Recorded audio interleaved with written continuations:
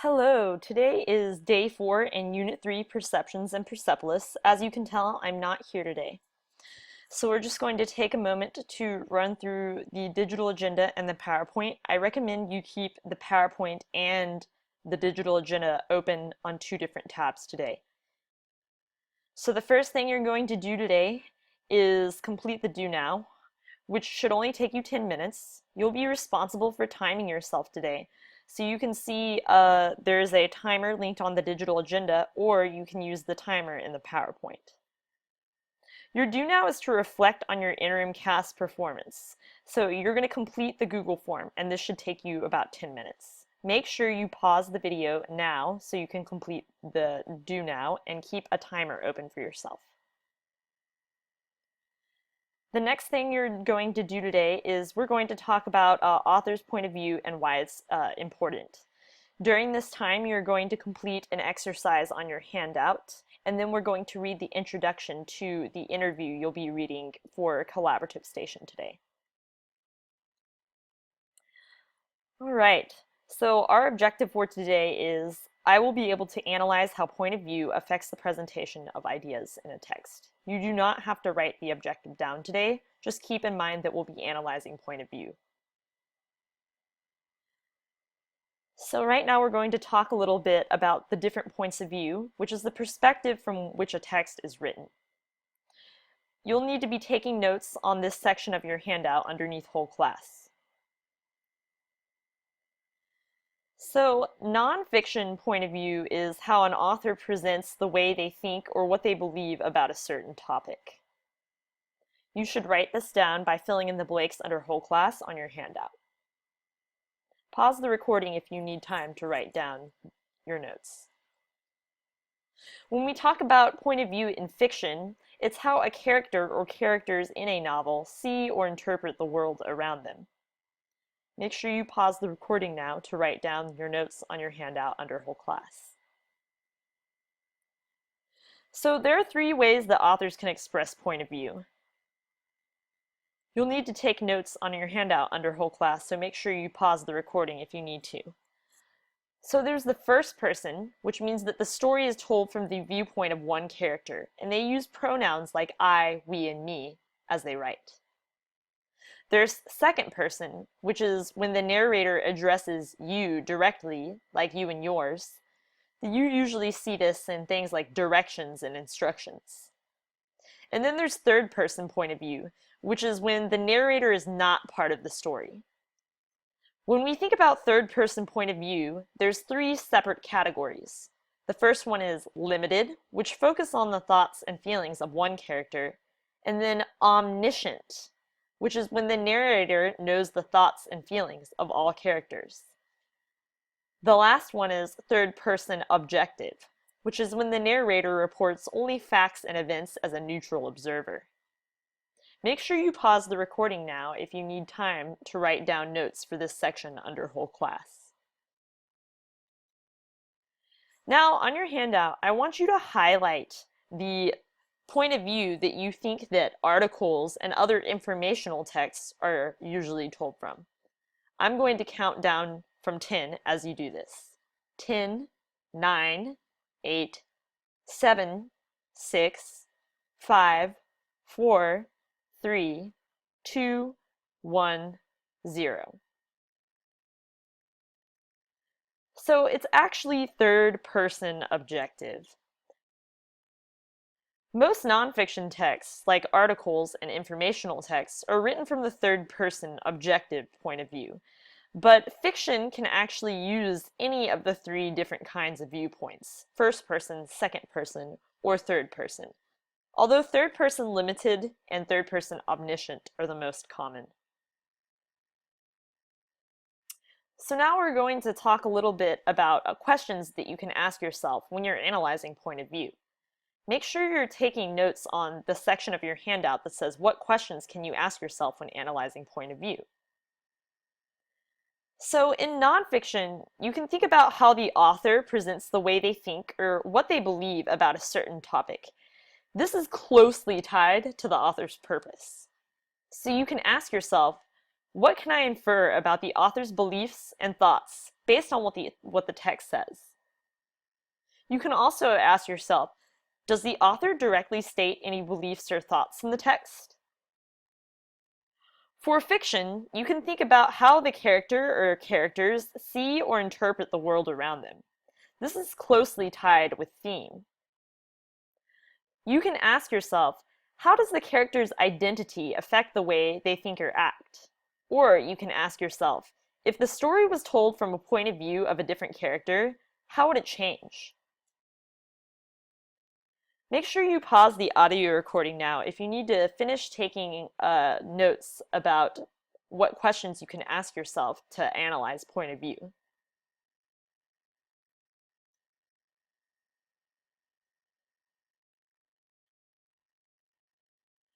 So now we're going to practice. You need to identify the point of view of each of these 4 passages on your handout. The section that you need to write in your handout looks like this. The first passage is from Sideways Stories from Wayside School by Lois Sachar. The passage reads, Leslie sat in front of Paul. She had 2 long brown pigtails that reached all the way down to her waist. Paul saw those pigtails, and a terrible urge came over him. He wanted to pull a pigtail. He wanted to wrap his fist around it, feel the hair between his fingers, and just yank. He thought it would be fun to tie the pigtails together, or, better yet, tie them to the chair. But most of all, he just wanted to pull one. Now write the answer if you think it's first person, second person, or third person in the boxes on your handout. Passage number 2 is from The Baffled Parent's Guide to Great Basketball Drills by Jim Garland. The passage says, before each practice begins, make sure you check the court and remove any debris from the playing surface. When your players arrive, check that they have the proper footwear and that they've removed any jewelry, which could injure the player wearing the jewelry or another player. You should also have a first aid kit, and you might want to take a first aid course. Now pause the recording to write down whether you think this passage is in first person, second person, or third person point of view. Now let's review your answers. So the first passage is in third person limited. It's not telling us I or you, so it's not first or second person, and we can see what's going on with all of the characters, but we don't really know what any person in particular besides Paul is thinking, which is why it's third person limited. The second passage is actually written in second person. You know this because it says make sure you check the court and when your players arrive. And it also says you should have a first aid kit. This is in second person because it's telling us directions and in steps, which you can usually guess that it's in second person. Now let's do number 3 and number 4. Make sure that you're filling out the boxes on your handout for number 3 and number 4 after you read the passages. The third passage is from Harry Houdini by Vicky Cobb. The passage says, Harry called their grand finale metamorphosis, which means change in appearance. Harry would tie Theo's hands behind his back with a rope and then put him in a sack and tie the top. The tie and bagged Theo was then placed into a trunk which was locked and tied with ropes. A curtain was drawn so that no one would see the trunk. With great drama, Houdini told the audience, when I clapped my hands 3 times, behold a miracle. He moved behind the curtain, clapped 3 times, and out stepped Theo, arms raised triumphantly, which means proudly. Now pause the recording to write if passage 3 is in first person, second person, or third person. Passage number 4 is from The War of the Worlds by H.G. Wells. The passage says, we crossed a garden to a white house inside a walled garden and found some food, 2 loaves of bread, an uncooked steak, and half of a ham. We also found several bottles of beer, a sack of beans, and a dozen or so cans of soup, salmon, and vegetables. We sat in the kitchen in the dark, not daring to strike a light, and ate bread and ham and drank beer out of the same bottle. The priest wanted to keep going instead of resting and eating. I was urging him to eat and keep up his strength, when all of a sudden, disaster struck. Now pause the recording to identify if The fourth passage is in first person, second person, or third person. Let's go over your answers. So the third passage is in third person omniscient. This is because it's told from a neutral point of view of an observer. It doesn't use the pronouns I or you, which means it's not in first or second person. And we can also see everything that's going on, not just the point of view of one person, which makes it third person omniscient instead of third person limited. The fourth passage is actually in the first person point of view. We know this because it says we, and we crossed, we also found, we sat, and it also says I was urging him to eat, which shows us it's in the first person point of view. Some narratives are written from the first person point of view, and when you write a letter or a journal entry, it's also from the first person point of view. So once again, check your answers. How many would you miss?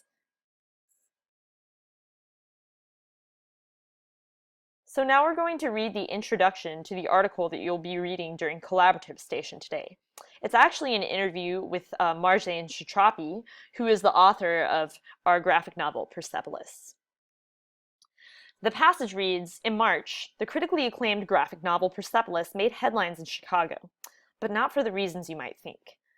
The book is an autobiographical account by Marjane Satrapi about growing up in Iran during and after the Iranian Revolution, and her flight to live in Europe after the post-revolutionary regime or government became more repressive, which means controlling. Chicago public school officials ordered Persepolis to be pulled from the shelves of school libraries. Administrators reportedly not only required that the book be pulled from libraries, which is against the law, and classrooms, but they ordered that it not be taught in class either. After an outcry by teachers and students, CPS CEO Barbara Byrd Bennett backtracked, issuing a letter in which she denied the district had banned the book, but maintaining the order that it not to be taught in the 7th grade curriculum because of its graphic or violent images. In this interview with socialistworker.org's Curie Peterson Smith, Satrapi spoke about her feelings on the Chicago controversy and the importance of literature and education in challenging the status quo, which means what everyone expects you to do and think. So I want you to take a minute to make a prediction. By reading this introduction, what will the main idea of this interview be?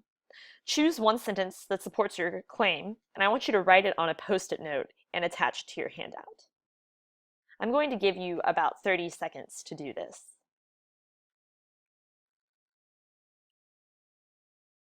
So this sentence is the sentence I think that best predicts what the main idea of this interview will be. So what way do you think that the author expresses point of view in this text? Is it in first person, third person, or second person? Now you're going to complete Collaborative Station. So you are going to read an assigned section of the rest of the interview that we just read the introduction to. You're going to read the section on your handout that is assigned to A, B, C, or D. You have a sticker on your desk that matches the color of A, B, C, or D, and that is how you should determine both which part of the interview you will read and which questions on the Google Classroom assignment that you will complete. Only one person per group needs to open and share the document. Make sure you stop now to share the document with your group and then find the questions that you should be answering for your assigned section. This should take 30 minutes. You can find all of the Collaborative Station materials right here on the digital agenda, and there's a read aloud for each part. So you have two things to do for 30 minutes during Collaborative Station, which is to read your assigned section and then answer the questions in the Google document that your group members all are answering together for your assigned section. You should not answer all of the questions.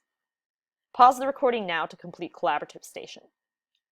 For Independent Station, you are going to read silently or listen to the read aloud of The Bicycle, which is Chapter 2 of Persepolis. You're going to answer the questions on your handout under Independent Station. You can find a read aloud under Independent Station.